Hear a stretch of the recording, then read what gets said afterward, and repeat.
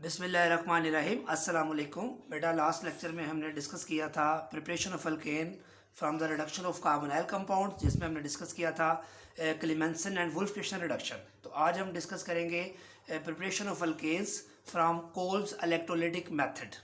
तो Kolbe's electrolytic method में हम क्या करते हैं, तो हमने एक लेक्चर पीछे भी किया था, आपको याद होगा, D carboxylation of salt of monocarboxylic acid. Salt of monocarboxylic acid लेते थे हम, उसकी डीकार्बोक्सिलेशन करते थे in the presence of soda lime. याद है ना, सोडियम कार्बोनेट बनता था, ठीक है, 7 अल्केन्स बनती थी। लेकिन यहाँ हम sodium salt of monocarboxylic acid लेंगे, उसका एक्वस सोल्यूशन लेंगे, कंसनट्रेटेड सोल्यूशन ऑफ सोडियम और potassium salt of monocarboxylic acid लेंगे और उसकी इलेक्ट्रोलिसिस करवाएंगे।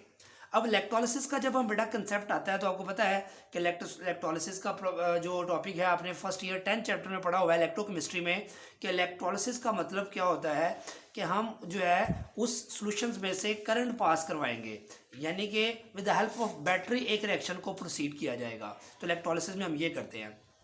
तो जब इलेक्ट्रोलिसिस की बात करते हैं तो आपको पता है उसमें एक रिएक्शन एनोड पे होता है, रिएक्शन कैथोड पे होता है, इलेक्ट्रॉन का लॉस होता है, इलेक्ट्रॉन का गेन होता है, यानी कि रिडॉक्स रिएक्शन टाइप रिएक्शन हम करेंगे इसका।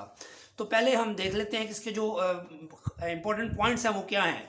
सबसे पहले इसमें जो रॉ मटेरियल है, जो रिएक्टेंट्स हैं, वो क्या हो सकते हैं। तो बेटा, कंसनट्रेटेड सोल्यूशन ऑफ सोडियम और potassium salt of monocarboxylic acid लेते हैं, उसको इलेक्ट्रोलिसिस करवाते हैं। और इसमें जो इसकी खास बात क्या है कि सिमेट्रिकल अल्केन्स बेटा इससे हासिल करते हैं आप, यानी कि आर आर का मतलब यहाँ पे ये अल्काइल ग्रुप अल्काइल से मिल जाएगा, और मिथाइल जैसे मिथाइल से मिला हुआ है तो इथेन बना हुआ है।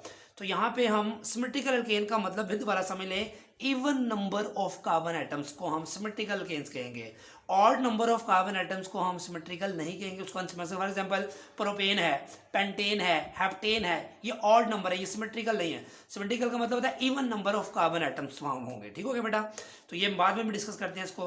फिर उसके बाद इसमें मिथेन कैंट बी प्रिपेयर्ड, इस मेथड से मिथेन आप हासिल नहीं कर सकते, ठीक है, जो है वो इथेन मिनिमम आप हासिल कर सकते हैं, ठीक है। उसके बाद at the end solution is alkaline, जो एंड प्रोडक्ट हमारे पास हासिल होगी जब रिएक्शन कंप्लीट होगा, तो जो सोल्यूशन होगा बेटा, चूंकि यहाँ पे सोडियम हाइड्रोक्साइड की सिंथेसिस होगी, तो इसलिए सोल्यूशन, या पोटेशियम हाइड्रोक्साइड की सिंथेसिस होगी, अगर सोडियम का साल्ट है या पोटेशियम का साल्ट है तो सोल्यूशन बेसिक होगा, एसिडिक नहीं होगा। तो ये इसका जनरल रिएक्शन पहले देख लेते हैं बेटा, ये इसके पॉइंट्स आपने याद रखने हैं ऑब्जेक्टिव के लिए, कंसेप्ट्स के लिए।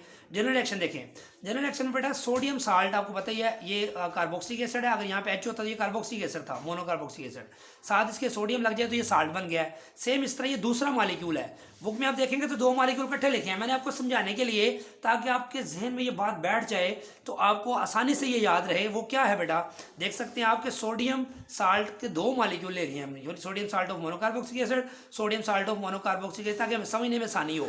ये बेटा 2 वाटर मॉलिक्यूल इसमें यूज होंगे। कितने वाटर मॉलिक्यूल यूज होंगे? 2 वाटर मॉलिक्यूल यूज होंगे। ये मैंने बैलेंस किया हुआ इक्वेशन को। तो ये डायरेक्ट स्टेप है कि अगर 1 नंबर की कन्वर्जन आती है या रिएक्शन आता है तो आप ये डायरेक्ट स्टेप लिखेंगे, लेकिन अगर ये 2 नंबर का क्वेश्चन आता है तो फिर आपको उसका मैकेनिज्म भी लिखना पड़ेगा, ठीक है। तो उसके लिए बेटा ये डायरेक्ट स्टेप में लिखना हो तो कैसे याद रखेंगे, बच्चों को याद नहीं रहता। देखिए, ये 2 वाटर मॉलिक्यूल हैं, ये 2 साल्ट के मॉलिक्यूल हैं।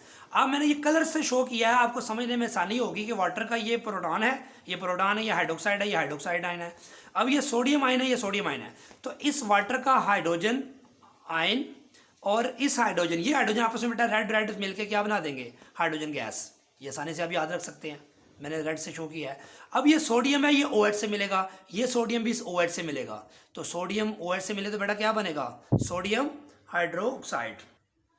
तो बेटा कितने सोडियम हाइड्रोक्साइड बनेंगे, 2 सोडियम हाइड्रोक्साइड बन जाएंगे। ठीक हो गया।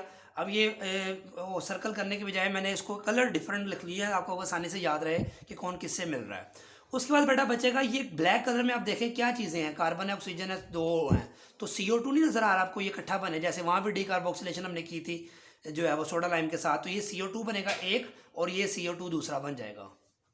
तो ये 2 CO2 बन जाएंगे, 2 कार्बन डाइऑक्साइड, और ये R इस R से मिलेगा, क्योंकि यहाँ से ब्रेक होगा ये बॉन्ड, और ये बॉन्ड यहाँ से ब्रेक होगा। तो जब यहाँ से ये बॉन्ड ब्रेक होगा तो इसका एक इलेक्ट्रॉन इधर आ जाएगा, इसका एक इलेक्ट्रॉन इधर आ जाएगा, तो इन दोनों के दरमियान सिंगल बॉन्ड बन जाएगा। तो ये R R कंपाउंड बन जाएगा। फर्ज करें यहाँ मिथाइल है तो यहाँ भी मिथाइल है, तो मिथाइल मिथाइल से मिलके इथेन बन जाएगा। तो ये बड़ा सिंपल जनरल रिएक्शन है। अब इसके मैकेनिज्म की तरफ आते हैं हम कि ये एक्चुअली होता कैसे है। सॉल्यूशन के अंदर जब इसकी इलेक्ट्रोलिसिस की जाए। और बेटा इसका मैकेनिज्म आप देख सकते हैं कि मैकेनिज्म में पहले आप देखेंगे कि साल्ट चूंकि होता है पानी में सोल्यूशन है ना, तो साल्ट बेटा आयनाइजेशन की फॉर्म में होगा, यानी आयंस की फॉर्म में होगा। तो पहला स्टेप इसकी आयनाइजेशन है, रिवर्सिबल आयनाइजेशन है। तो ये एसीटेट आयन बेटा बनेगा plus sodium ion, 2 acetate ion बनेंगे बेटा, 2 सोडियम आयन। आपने देखा था ऊपर वाले रिएक्शन में हमने 2 कार्बोक्सिलिक एसिड के साल्ट को यूज़ किया था। अब यहाँ पे हमने वो आर की जगह मिथाइल ले लिया, यानी कि सोडियम एसीटेट ले लिया है। तो वहाँ हमने जनरल रिएक्शन आर के साथ किया था, यहाँ मिथाइल के साथ स्पेसिफिक कर दिया कि देखिए प्रोडक्ट क्या बनती है। तो देखिए 2 एसीटेट के आयन बन गए प्लस सोडियम आयन। जब भी HCl जो सोडियम क्लोराइड अगर साल्ट आयनाइज होता है तब भी सोडियम आयन बनता है और क्लोराइड आयन बनता है। सोडियम एसीटेट जब आयनाइज होगा तो एसीटेट बनेगा प्लस सोडियम बनेगा, 2 आयन्स बन जाएंगे दोनों के, क्योंकि 2 हम इसे यूज़ कर रहे हैं कि एंड पे हमें 2 ही चाहिए। ठीक हो गया। फिर ये एसीटेट आयन जो है बेटा, इसको एट एनोड पे, जो कि ये नेगेटिव आयन है, तो नेगेटिव आयन जो इलेक्ट्रोलिसिस प्रोसेस जब आप करते हैं सेल की, जब आप इलेक्ट्रोलाइटिक सेल देखते हैं तो आपको याद होगा जो नेगेटिव आयन है वो एनोड पे जाता है, पॉजिटिव चार्ज एनोड पे जाता है और वहाँ पे जाके ऑक्सीडाइज होता है। एनोड पे आपको पता है ऑक्सीडेशन होती है, तो ऑक्सीडेशन का मतलब क्या होता है, रिमूवल ऑफ इलेक्ट्रॉन। अब ये देख सकते हैं एसीटेट आयन मैंने शो किया है, इस एसीटेट आयन में ये जो 2 इलेक्ट्रॉन शो किए हैं ये अलग से 2 इलेक्ट्रॉन नहीं है। इस नेगेटिव चार्ज का मतलब ही बेटा याद रखे 2 इलेक्ट्रॉन्स होता है। नेगेटिव चार्ज का मतलब ही 2 इलेक्ट्रॉन्स होता है। अब ये 2 इलेक्ट्रॉन में से 1 इलेक्ट्रॉन लूज कर देगा तो 2 आयन है, जब तो 2 इलेक्ट्रॉन लूज होंगे तो 2 इलेक्ट्रॉन यहाँ पे आ जाएंगे और ये बन जाएगा फ्री रेडिकल। ठीक है, कार्बोक्सिलेट फ्री रेडिकल बन जाएगा, क्योंकि ये 2 इलेक्ट्रॉन थे, एक इसने लूज कर दिया क्योंकि यहाँ पे ऑक्सीडेशन होनी है। बस यही स्टेप था और कोई इसमें मुश्किल बात नहीं है। जैसे वहाँ आपने देखा था कि जिंक जब ऑक्सीडाइज होता है तो जिंक 2 इलेक्ट्रॉन लूज करता है तो जिंक आयन बन जाता है। यहाँ ये 1 इलेक्ट्रॉन लूज करेगा, कार्बोक्सिलेट फ्री रेडिकल बन जाएगा और ये फ्री रेडिकल जो है बनेगा। और 2 इलेक्ट्रॉन क्यों है, क्योंकि 2 बैलेंस कर दिया हमने इसको, 2 आयन है, 2 इलेक्ट्रॉन लूज करेंगे। उससे अगला स्टेप देखें बेटा, अब ये असल इंपॉर्टेंट स्टेप है हमारा। इस स्टेप में डिकम्पोजिशन होगी, वो कैसे होगी देखें ज़रा। ये जो कार्बोक्सिलिक फ्री रेडिकल बना है आप देख सकते हैं कि यहाँ से बॉन्ड ब्रेक होगा, यहाँ से, ये मैंने भी यहाँ भी शो किया कि 2 इलेक्ट्रॉन है। जब यहाँ से बॉन्ड ब्रेक होगा तो 1 इलेक्ट्रॉन इसका इधर आ जाएगा और ये इलेक्ट्रॉन इधर आ जाएगा, तो ये डबल बॉन्ड बन जाएगा और ये इलेक्ट्रॉन मिथाइल के पास चला जाएगा, फ्री रेडिकल बन जाएगा। सेम यहाँ पे भी ये पैटर्न वाइज होगा, ये बॉन्ड यहाँ से क्लीवेज होगी, ये इलेक्ट्रॉन यहाँ चला जाएगा, ये इलेक्ट्रॉन यहाँ आएगा, ये इलेक्ट्रॉन यहाँ आएगा। तो यहाँ सिंगल बॉन्ड पहले से था, ये इलेक्ट्रॉन और ये इलेक्ट्रॉन मिलकर डबल बॉन्ड बना देंगे, तो ये देखिए डबल बॉन्ड बन गया है। ये डबल बॉन्ड पहले से मौजूद है, ये डबल बॉन्ड नया बना और ये डबल बॉन्ड पहले से मौजूद है। CO2 का स्ट्रक्चर लीनियर होता है, इसे मैंने लीनियर फॉर्म में बनाया इसको। उसके बाद ये इलेक्ट्रॉन बेटा इस मिथाइल के ऊपर आ जाएगा, तो ये मिथाइल के 2 फ्री रेडिकल बन जाएंगे और साथ 2 कार्बन डाइऑक्साइड के मॉलिक्यूल बन जाएंगे।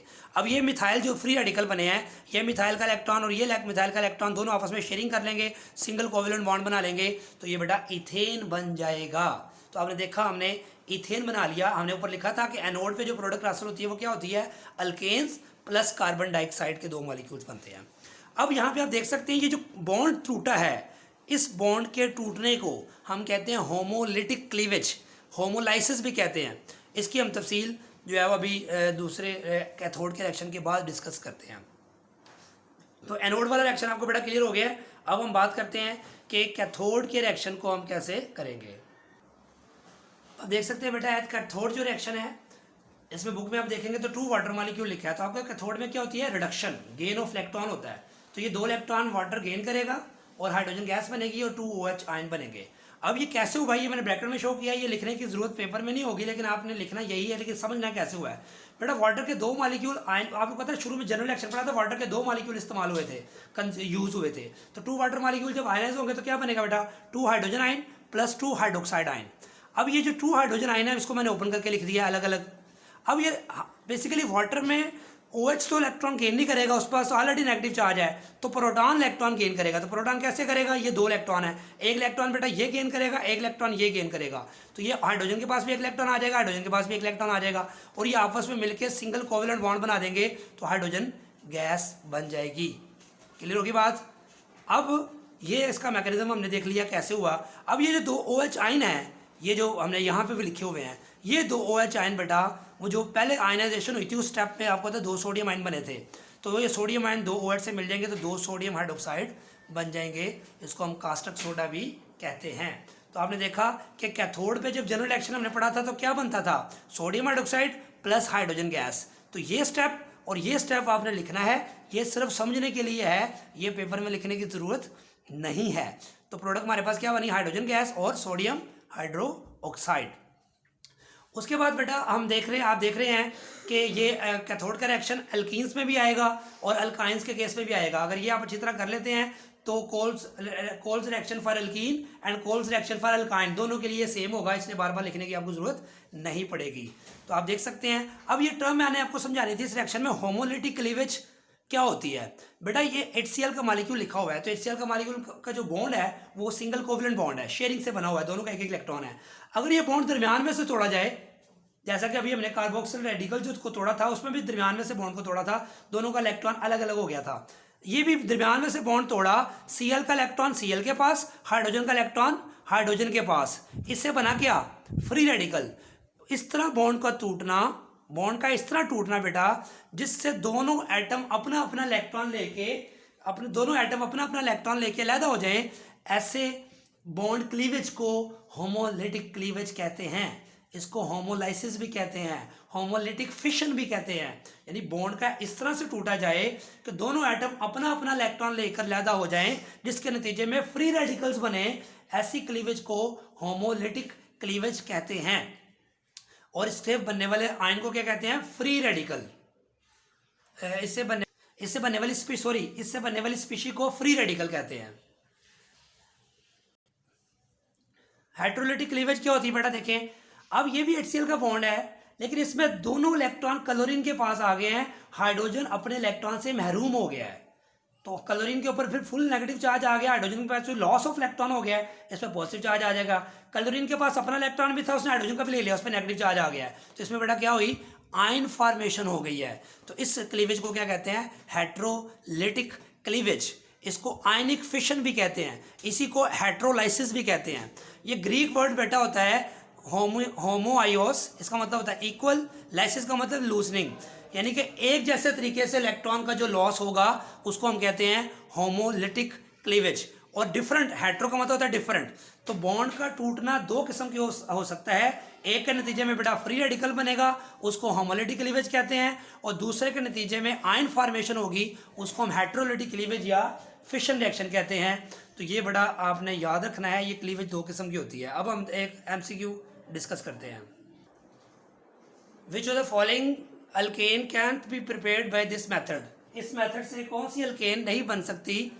इसमें मीथेन है बेटा, प्रोपेन है और जो पेंटेन है, आल। तो कोई भी इनमें से नहीं बन सकती। मैंने शुरू में आपको बताया था कि इस मेथड से सिमेट्रिकल अल्केन्स बनती है। कौन सी alkenes, symmetrical alkenes. Symmetrical alkene में बताया था क्या मतलब है इसका, कि इवन नंबर ऑफ अल्केन्स हासिल कर सकते हैं, इथेन, ब्यूटेन, हेक्सेन, ऑक्टेन वगैरह। तो ये बड़ा इंपॉर्टेंट पॉइंट है, आपने याद रखना है। और इसी मेथड को बेटा हम यूज़ कर सकते हैं for the preparation of alkenes and alkynes. उसमें भी सिमेट्रिकल अल्कीन, सिमेट्रिकल, वो हम बाद में डिस्कस करेंगे नेक्स्ट लेक्चर में कि अल्कीन भी इसी मेथड से बनता है। अगर आपको अल्केन्स की सेंसेस आ जाती हैं बेटा, तो याद रखें अल्काइंस और अल्कीन्स को आपको कोई प्रॉब्लम समझने में नहीं होगा। दुआओं की दरख्वास्त है, वो याद रखें। अभी तक आपने अगर चैनल को सब्सक्राइब नहीं किया तो सब्सक्राइब करें, अपने फ्रेंड्स में शेयर करें और कमेंट्स ज़रूर दीजिएगा। अल्लाह हाफिज़।